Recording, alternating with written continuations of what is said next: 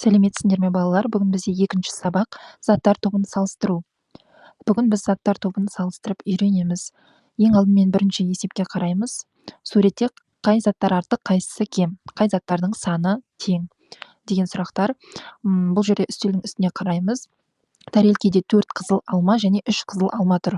Осыны біз салыстырамыз. Мен қасына жазып қойдым, мұқият қараңдар. Яғни 4 алма бізде 3 санынан артық, иә. Келесі бізде 5 бәліш және де қасында тағы да 5 бәліш. Екеуі бір-біріне тең. Келесі бізде 3 кесе және 2 кесе. Бұл жерде 3 2-ден артық, яғни көп деп айтамыз. Келесі бізде 1 шәйнек и қасында тағы 1 шәйнек. Екеуі бір-біріне тең болып тұр. Келесі бізде есіңде сақта.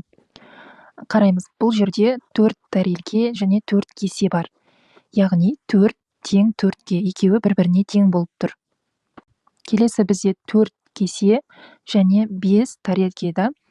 Бұл жерде 4 саны 5-тен кем. Келесі 5 кесе және 4 тәрелке. Яғни 5 4-тен артық болып тұр. Соңғысы бізде 1 кесе и 2 тәрелке. Бұл жерде 1 кесе және 2, екеуі бір-біріне тең емес. Келесі бізде екінші есеп жұптық жұмыс. Заттардың санын салыстыр. Біріншісіне қараймыз. Бұнда бізге 5 қызыл алма көрсетіліп тұр. Және қасында 3 жасыл алма. Салыстыратын болсақ, жазамыз 5 артық 3-ден. Келесі бізде алмұрт. Ашық түсті алмұрт бізде қаншау? 7. Келесі қасындағы алмұрт, ол да 7. Екеуі бір-біріне тең. Келесі бізде өрік. Бірінші жақта 5, екінші жақта 7.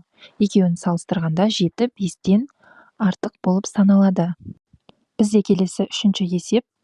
Отбасы мүшелерін ата. Отбасының әрбір мүшесі реті бойынша нешінші отыр, санауды сол жақтан баста дейді. Сол жақтан бастап санаймыз. Ең бірінші отырған әкесі, анасы, одан кейін қызы, әжесі, атасы, ағасы, інісі. Осылай рет-ретімен жазып аламыз. Сендерге сұрақ, сенің отбасында ересектер көп пе, әлде балалар көп пе? Сол туралы әңгімелесеңдер болады. Сау болыңдар балалар, сабақ аяқталды. Маған тіркеліп, лайк басып кетіңдер.